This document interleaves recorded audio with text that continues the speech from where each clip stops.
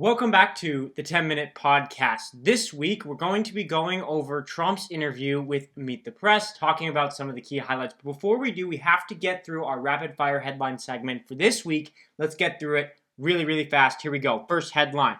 What we know about mysterious drones over New Jersey and other states. You can read the story at the BBC website. Quote, Biden is pardoning nearly 1,500 Americans, a record for one day, reports the New York Times. The Hill ran an article, quote, Pelosi on the mend after hip replacement surgery in Germany. Quote, Madison, Wisconsin school shooting leaves 2 dead, 6 injured, juvenile suspect dead, reports Fox News. Defense Secretary Lloyd Austin on the strength of a diverse military. You can read what he had to say on CBS News. Quote, obesity dipped in U.S. adults last year for the first time in more than a decade, reports NBC News. Trump says he would let Dreamers stay, but he once tried to gut the program, reports the New York Times. Fox News ran an article, quote, Trump and SoftBank CEO announced a $100 billion investment to create 100,000 American jobs. Quote, unique among persons of the year designees, Donald Trump gets a fact check from Time magazine, reports the Associated Press. Quote, Trump invites China's Xi Jinping to inauguration, reports the CBS News. BBC ran an article, quote, Trump gets $15 million in ABC News defamation case. And finally, German government collapses at a perilous time for Europe, reports the New York Times. All right, there is our rapid-fire headline segment for the week. Let's get on to that crucial interview. It was about an hour and a half long. We're not going to have nearly enough time to go through all of it or even all of the main highlights, but we are going to be able to pick out several of them, look at what's being said, and talk about it. The first one here comes from actually one of the first questions asked. Trump gets asked by the interviewer, Kristen Welker, what is going to be on the agenda for the first 100 days of his second term. Here's what he had to say. Well, we're going to do something with the border, and very strong, very powerful. That'll be our first signal, and a first signal to America that we're not playing games. We have people coming in by the millions. We're going to be extending within that period, or as soon as we can, the Trump tax cuts, because, you know, they're coming due and they're very substantial for people. And it would be very, I think it will anger a lot of people, frankly, if we don't get an extension of that. That's what led us to one of the greatest economies ever. And those two things are going to be very vital, very important. We're going to be focusing on crime in the cities. Trump continues on for a little while. He talks about his desire to get his picks confirmed through the Senate during his first 100 days, talking about his confidence in specifically Pete Hegseth. Let's move on to one of the topics that voters said was one of their most important decision-making topics, and that is the border. Here is a little bit of what Trump had to say about how he's going to stand firm on his border stance during his second term.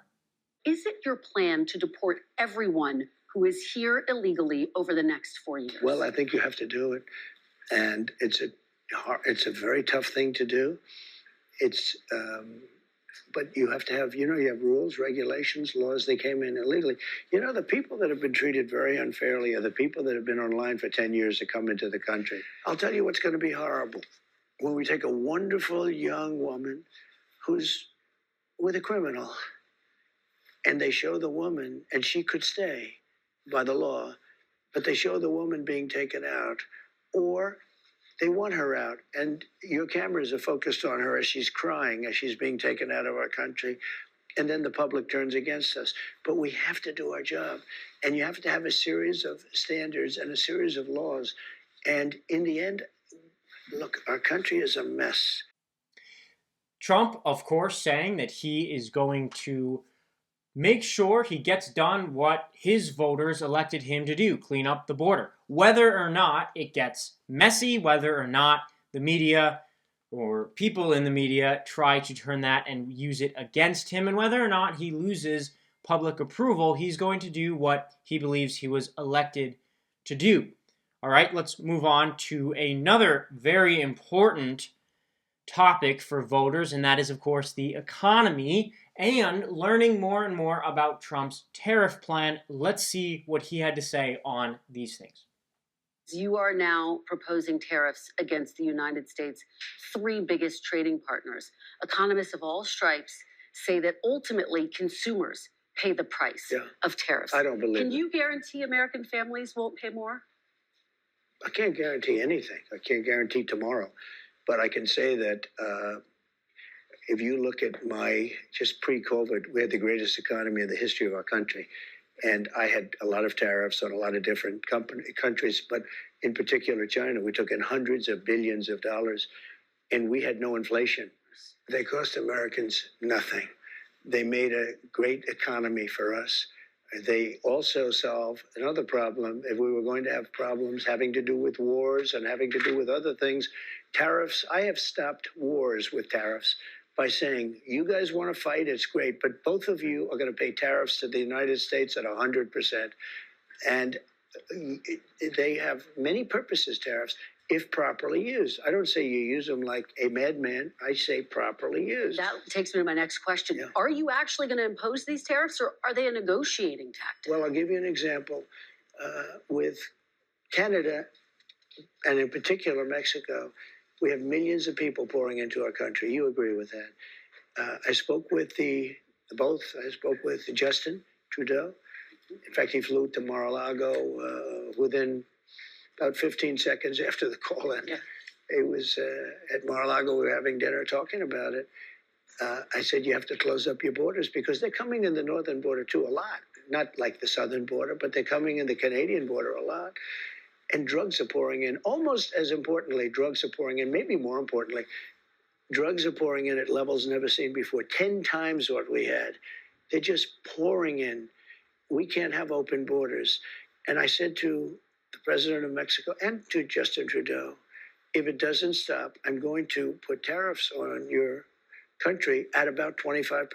That's a very substantial tariff.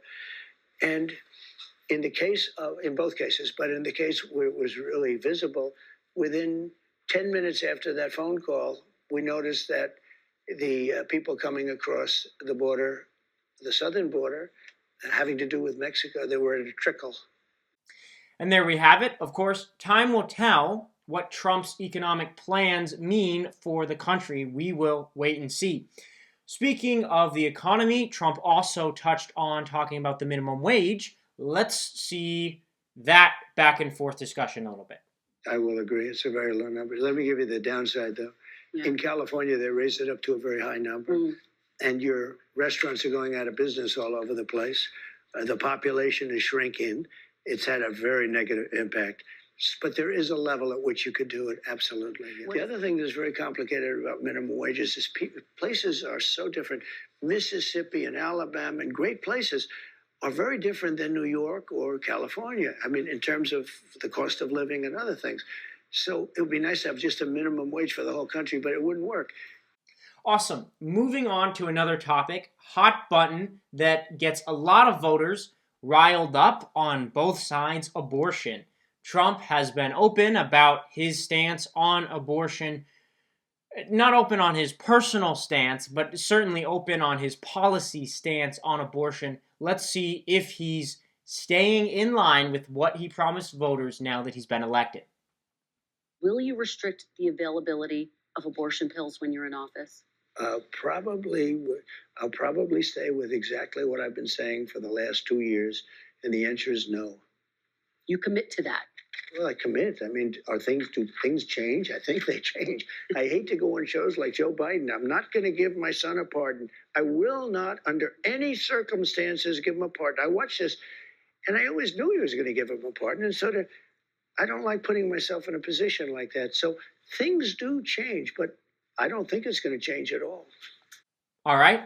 Abortion, there it is. Trump seems to be saying that he's going to continue on with the same stance that he's had, that he ran on with abortion. However, he's giving himself a little bit of wiggle room. We'll see how that plays out. Also, of course, with the craziness of current foreign policy, they talked a little bit about the possibility of China invading Taiwan. This is on a lot of America's mind right now. Let's see what Trump had to say about it and if he took any firm stance at all. If China invades Taiwan on your watch, are you committed to defending Taiwan? I never say. Still won't say. I never say because I have to negotiate things, right? Can you just say if you'll defend it? I'm not saying if the U.S. military. I'd prefer that they don't do it. Obviously, Trump does not want China to invade Taiwan, but he's not showing his cards to China or to us, the American public, just yet. Very interesting. All right, the possibility of January 6th pardons came up during the interview, as well as Trump was asked if he would now, in good faith, concede the 2020 election. Let's watch those two clips together. You promised to pardon those who had attacked the Capitol on January 6th. Are you still vowing to follow through with that promise? We're looking at it right now, most likely, yeah. Well, those people have suffered long and hard, and there may be some exceptions to it. I have to look. For the sake of unifying this country, will you concede the 2020 election and turn the page on that chapter? No. No, why would I do that? But let me just tell you, when you say the country is deeply divided, I'm not the president. All right, so Trump's opinion is clearly not changed on those matters. Let's move on to our final topic. This is Trump's message to those who did not support him during the 2024 election. Now, as a nonpartisan news site, this could be me or it could be you. So let's see if his message is satisfactory. What do you want to say to Americans who didn't support you in this campaign? I'm going to treat you every bit as well as I have treated the greatest MAGA supporters. There's never been anything like MAGA in the history of this country. These people are so dedicated to making America great again. It's very simple. And I'm going to treat them just the same as I treat MAGA. We're going to treat everybody good. We want success for our country. We want safety for our country. You know, our country's under threat, as you know. I want to treat everybody the same. I want to treat them well. But what I say to them is, I love you, and we're going to all work together, and we're going to bring it together. And success was bringing the country together, and that's what I want to do. Well, you'll have to let us know if you think that was a satisfactory message to the opposition. Let us know down below. That ends this week's 10-minute podcast episode. Make sure you subscribe to Politics for Teens. Leave us a like. Comment below also how we're doing with nonpartisan education, and we will see you next time on the 10-minute podcast.